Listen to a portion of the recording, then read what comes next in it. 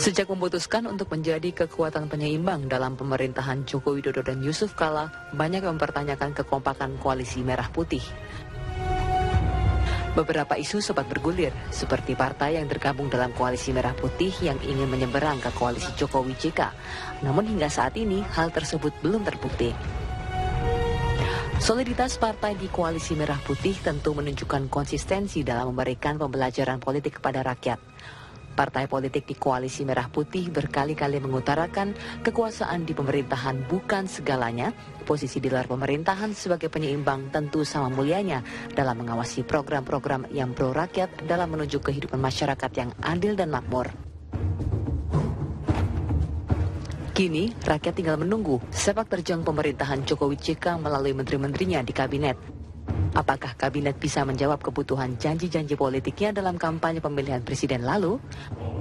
Tim TV One mengabarkan. Ya, dengan dinamika politik yang ada, terutama dalam beberapa hari terakhir ini, banyak yang kemudian menduga akankah koalisi Merah Putih akan tetap solid begitu. Bersama saya saat ini di Wisma Nusantara sudah ada bapak-bapak, ini kita berlima ya, berenam kita ya dengan saya. Ada Pak Isa, selamat malam Pak Isa. Apa kabar? Juga Pak Refrizal, selamat malam Pak Refrizal. Dan juga Waalaikumsalam Mas Derajat, apa kabar? Juga Bang Tantowi, kita ketemu lagi. Juga tentunya Mas Hanta Yuda, selamat malam Mas Hanta, lama tidak ketemu kita. Cukup lama. Ya. Saya pertama kali akan menanyakan lagi ke Mas Tantowi, ini mungkin sudah pertanyaan yang berulang kali ditanyakan ke Anda juga. Akankah hingga malam hari ini Anda masih yakin menyatakan bahwa koalisi Merah Putih tetap solid? Ini jujur saya berkata ini juga di depan teman-teman ini. Soliditas itu semakin hari semakin kuat. Karena apa itu? Dan kami merasakan itu. Padahal kan kemarin kalau terlihat Demokrat sudah mulai balik badan nih satu gitu kan. Ya. Tapi Anda katakan lebih kuat gitu karena apa? Ya karena koalisi ini dibangun tidak atas bagi-bagi kursi, ya, tidak atas bagi-bagi kekuasaan, tapi murni karena ada kesamaan visi, kesamaan kehendak, kesamaan cita-cita untuk memperkuat sistem demokrasi kita. Kemudian juga yang paling mulia itu adalah kesamaan kehendak kita untuk memberikan sesuatu kepada rakyat walaupun kita tidak berada di dalam pemerintahan. Jadi ada satu paradigma baru yang dibangun oleh partai-partai politik yang tergabung di koalisi Merah Putih, khususnya Partai Golkar. Kalau paradigma lama itu adalah menang kalah kita ikut pemerintah, menang kalah atau kita di pemerintahan.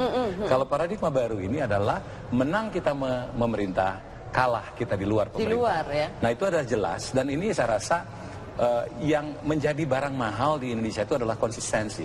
Jadi konsistensi bersikap. Tapi yakin seperti tadi Pak Abu Rizal kan memberikan banyak sekali visi hingga tahun 2005 bahkan begitu. 2045. 2045. 100 tahun. Itu apakah merdeka. Kemudian bisa diimplementasikan dengan baik begitu kemudian padahal tidak berada di dalam pemerintahan kan? Betul sekali.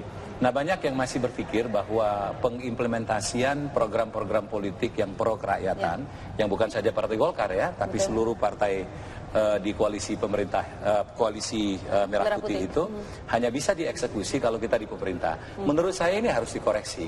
Artinya pemerintah nanti ketika kami datang dengan suatu inisiatif, datang dengan ide yang sebenarnya juga menguntungkan rakyat, saya rasa akan menjadi satu keanehan kalau pemerintah tidak mengendorse itu. Diharapkan seperti itu ya. Mas Derajat, Anda yang ditebak-tebak begitu ya bakalan akan ke sana nih kayaknya menyeberang begitu. Bagaimana kemudian Anda menanggapi hal ini dan juga menepis mungkin? Kan di sana juga sudah saya sampaikan bahwa kami datang karena kami diundang dan undangannya itu juga diantar ya. Jadi tentu kita menghormati undangan tersebut, kami bahas di internal dan diputuskan bahwa yang hadir adalah Waketum dan Ketua Fraksi. Tapi di sana juga saya sampaikan bahwa PAN 100% tetap di dalam koalisi Merah Putih. Memang ada yang bilang kenapa nggak 1000%, 1.000.000% gitu. Saya bilang saya ini ekonom, background saya matematika. Satu itu bulatnya itu ya 100%. Iya, 100% gitu. Adanya ya. Jadi nggak bisa melebihi dari itu. Jadi apa namanya? Tidak ada spekulasi apapun. Jadi kita juga terus-menerus rapat di dalam koalisi Merah Putih dan ini budaya yang dikembangkan oleh para founding fathers kita, ya Bung Karno, Pak Nasir, Bung Hatta, Pak Syahrir, ya. Jadi bisa politik itu berseberangan, sangat diametral. Tapi secara silaturahim kekeluargaan itu jalan terus. Oke, baik. Jadi itu prinsip yang kita pengen contohkan lah Ya, kira-kira. Pak Refrizal, nanti saya akan bertanya ke Anda juga. Ini dari partai Anda dianggap yang paling loyal juga begitu ya, selain juga Gerindra tentunya. Tapi nanti kita lanjutkan di segmen berikutnya. Tetap bersama kami. Baik, kita kembali lanjutkan perbincangan. Tadi saya selesai ke Pak Refrizal, belum ke Pak Refrizal, langsung ke Pak Refrizal berarti saat ini. Bagaimana Anda dianggap dari partai Anda yang paling loyal nih nantinya di Koalisi Merah Putih? Betul demikian memang ya? Saya menganggap semuanya loyal. Tepuk tangan tentu. Bagaimana? Sejauh Dan ini kami ini semakin hari kalau cinta itu semakin bersemi ya. Begitu Maka ya? saya anggap semua kawan-kawan kami yang ada di Koalisi Merah Putih ini semakin lama semakin Teman-teman loyal. PKS ini makin jago dengan bahasa cinta. Oh, iya. Ini sama sekali nanti tidak akan tergoda dengan 16. Ya namanya godaan ya. Senantiasa ada kan. Godaan itu senantiasa ada. Maka kita 16 tempat loh nanti deh ya, di kabinet. Makanya harus konsolidasi, harus ada pertemuan, harus satu rahim. Kami rajin nih satu rahim. Rajin ya. Dua hari ini satu rahim. Malam hari ini ada pertemuan seperti di PKS ya. Apakah itu juga termasuk dibicarakan bagaimana harus tetap solid di Koalisi Merah Putih? Untuk pembekalan DPRD, DPR. Kami DPRI panitianya. Ya, baik. Pak Isa, kalau Anda dari partai Anda kan masih ada gonjang-ganjing di saat ini ya, sedikit dinamika politik yang terjadi juga di dalam internal partai Anda. Bagaimana Anda menyikapi? Apakah tetap akan fokus untuk solid di KMP atau bagaimana? Saya kira ini sulitnya P3 ya. Kalau umpamanya dia keluar dari koalisi Merah Putih itu kan melanggar prinsip perjuangannya itu kan istiqomah. Nah, itu yang satu. Istiqomah itu artinya konsisten. Yang kedua, pertama kali partai yang menggandeng mendekati Prabowo itu memang P3. Jadi suasana kebatinannya agak sulit kalau umpamanya itu yang pertama.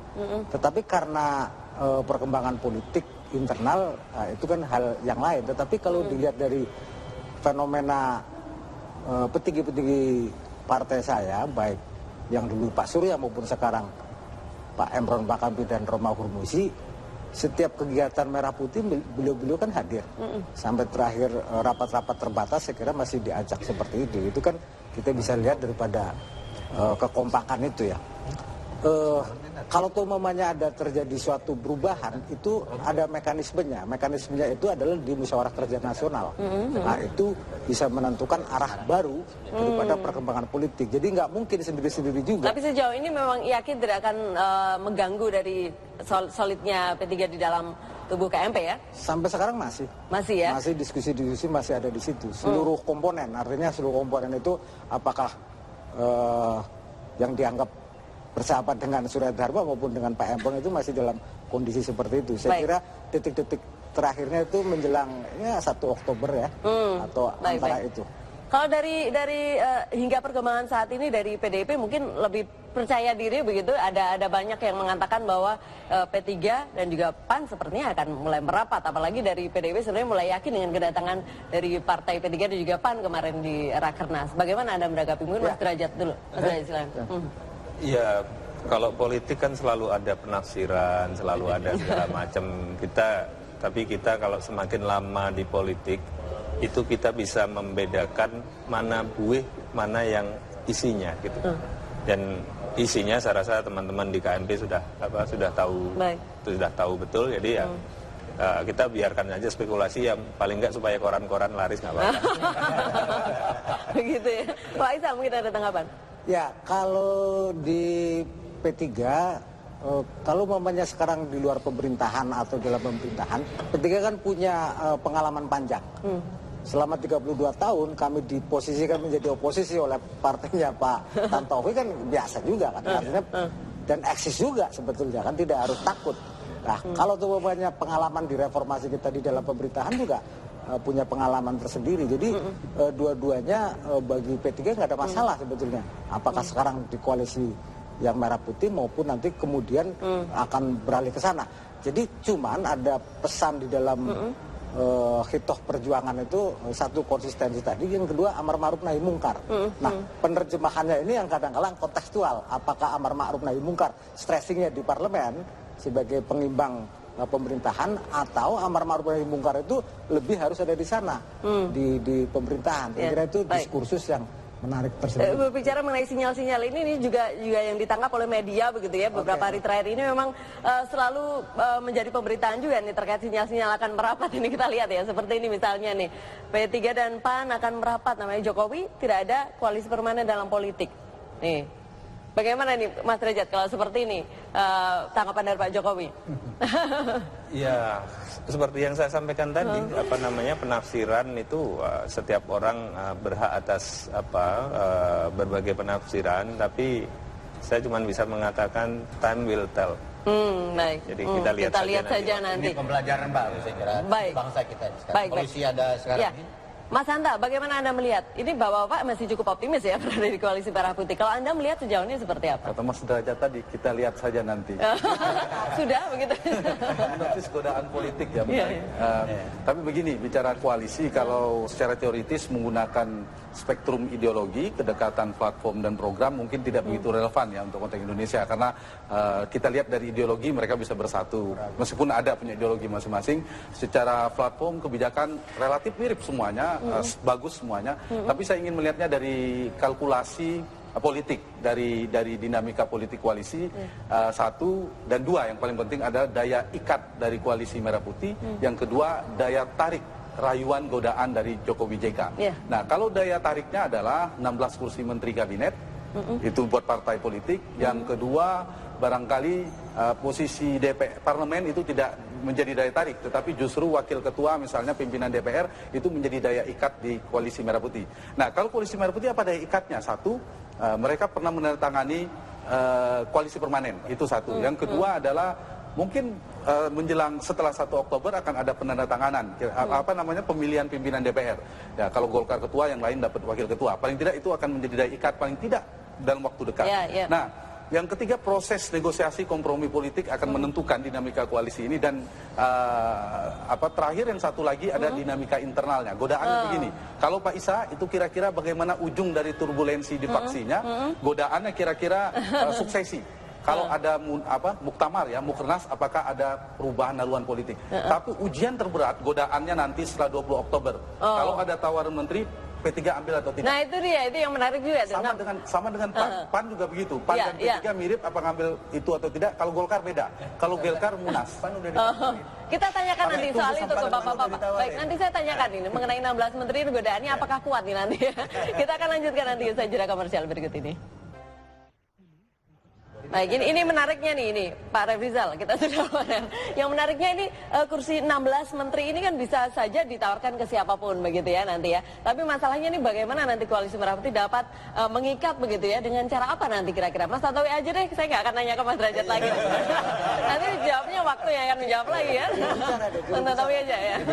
Saya rasa kalau sampai itu terjadi, yang bingung itu rakyat. Kenapa itu? Jadi rakyat akan berbicara seperti ini, loh katanya di luar pemerintahan, tapi kok ada kadernya di pemerintahan. Saya rasa itu akan terjadi seperti itu. Saya rasa kita semua di sini dewasa, artinya tuh ikatan kita itu bukan sekedar itu. Jadi bayangkan saja, Koalisi Merah Putih itu berdiri 5 hari setelah pemilihan suara. Jadi kita berdiri 14 Juli. Itu memberikan penegasan bahwa Koalisi Merah Putih ini berdiri bukan karena hanya ingin memenangkan Prabowo Hatta. Tapi kalau kita lihat tanggal berdirinya itu yang setelah pemilu, itu menunjukkan bahwa memang ada satu kekuatan, keinginan untuk bersama-sama membenahi sistem pemerintahan kita. Bisa saja kan bersama-sama di dalam pemerintahan juga bisa berarti ya? Ya tidak perlu, saya rasa tidak perlu ada pemilu multi partai kalau semua digabung ke situ.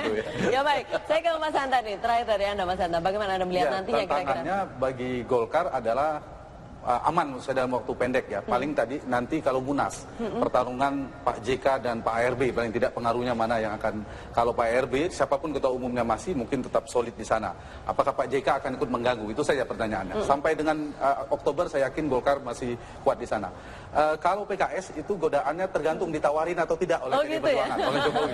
Kalau ditawarin baru kita relevan untuk membahasnya. Nah, kalau PAN dan P3-nya agak riskan menurut saya, kita tunggu sampai 20 2020, 21, 22 seperti apa. Tantangannya adalah Koalisi Merah Putih, daya ikatnya setelah pimpinan DPR terpilih, itu apa daya ikatnya? Karena teori koalisi itu kan biasanya karena logistik atau apa yang merekat untuk tetap di sana. Tantangan bagi Jokowi JK adalah syarat koalisinya adalah koalisi tanpa syarat. Kira-kira siapa yang mau bergabung koalisi kalau tidak mendapatkan apa-apa? Kira-kira itu yang akan menjadi tantangan. Jadi koalisi tanpa syarat tidak ada itu ya. Jadi ini dalam konteks pilkada, RUU pilkada, itu termasuk bagian dari daya ikat yang kita kembangkan. Betul. Karena dengan RUU pilkada ini itu perjuangan dan mewujudkan perjuangan visi misi sampai ke daerah itu akan bisa diwujudkan. Kalau berhasil paling tidak itu momentum ya. Tapi setelah itu PR-nya. Dan kesimpulan saya begini, kita akan menunggu Koalisi Merah Putih ini usianya lebih panjang atau sama dengan atau lebih pendek dari Koalisi Kebangsaan 10 tahun yang lalu. Oh, oke, begitu ya. Ukurannya seperti Kita itu. tunggu saja. Kita lihat saja nanti ya. Tapi baru ini jadi tesis nih. Tapi kepentingan saya yang di luar pemerintahan harus kuat, mengawal pemerintahan tetap. Ya, itu dia ya. Baik, kita lihat saja nanti ya. Selamat berjuang kalau begitu ya. Terima kasih, tetap solid ya. Terima kasih Bapak-Bapak sudah hadir bersama kami malam hari ini. Dan kita tunggu saja apa nanti yang akan terjadi ya.